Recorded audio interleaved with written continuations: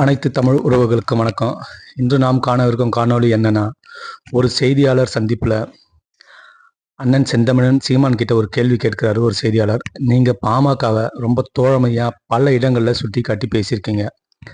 அன்புமணியை ரொம்ப மரியாதையாக பேசுகிறீங்க. ஆனால் அன்புமணி அவர்கள் உங்கள் வேட்பாளரை ஒருமையில் பேசுகிறாரு. இதை நீங்கள் எப்படி பார்க்குறீங்கன்னு கேட்டார். அதுக்கு அண்ணன் பதில் சொல்லியிருக்காரு. அன்புமணி அவர்கள் சீமான் கட்சின்னு சொல்றாரு. அதே போல நானும் பாமகன்னு சொல்லாம அன்புமணி கட்சின்னு சொன்னா அவருக்கு எப்படி இருக்கும் அப்படின்னு கேட்டிருக்காரு. இப்ப பேச்சு என்னன்னா, நாம் தமிழர் கட்சி வேட்பாளர் அபிநயா பாமக அதே சமூகத்தை சார்ந்தவர். அவங்க சாதி பார்க்காம இனமா பாருங்கன்னு பேசுறாங்க.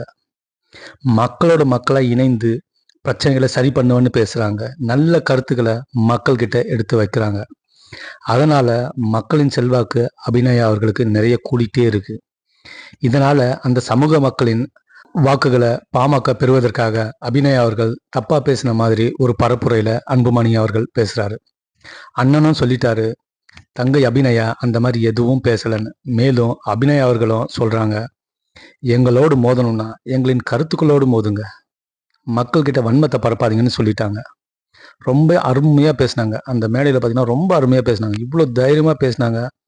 நாம் தமிழர் படனா சும்மாவா அப்படி தான் பேசுவாங்க. அன்புமணி அண்ணன் எப்படிலாம் அவதூறு பரப்புறாருன்னு பாருங்க. அதாவது தர்மபுரி நாடாளுமன்ற தொகுதியில் அபிநயா போட்டிட்டாங்க. அதே தொகுதியில் சௌமியா அன்புமணியும் போட்டிட்டாங்க. அவங்க தோத்ததுக்கு அபிநயா தான் காரணம்னு அந்த மாதிரி பேசுகிறாரு அன்புமணி அவர்கள்.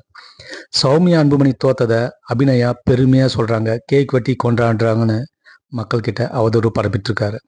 மேலும் திமுகவை ஜெயிக்க வச்சது அபிநயா தான் அப்படின்ற மாதிரி அவதூறு பரப்பிட்டு இருக்காரு எல்லா பரப்புரையிலையும்.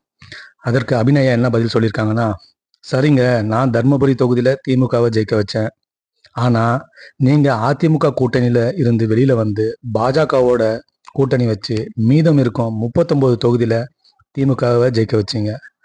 அதிமுகவோடு கூட்டணி வச்சிருந்தா குறைந்தது 10 தொகுதியிலாவது ஜெயிச்சிருக்கலாம்னு பிரச்சார மேடையில் பேசியிருக்காங்க. ரொம்ப அருமையாக பேசுகிறாங்க. ரொம்ப ரொம்ப அருமையாக பேசுனாங்க. அபிநயா அவர்களுக்கு வாழ்த்துக்கள். மக்களே, இப்போதாவது யாருக்கு வாக்கு செலுத்தணும், உண்மையாக தமிழினத்துக்காக போராடுறது யாருன்னு தெரிஞ்சு வாக்களிங்க. நன்றி மக்களே.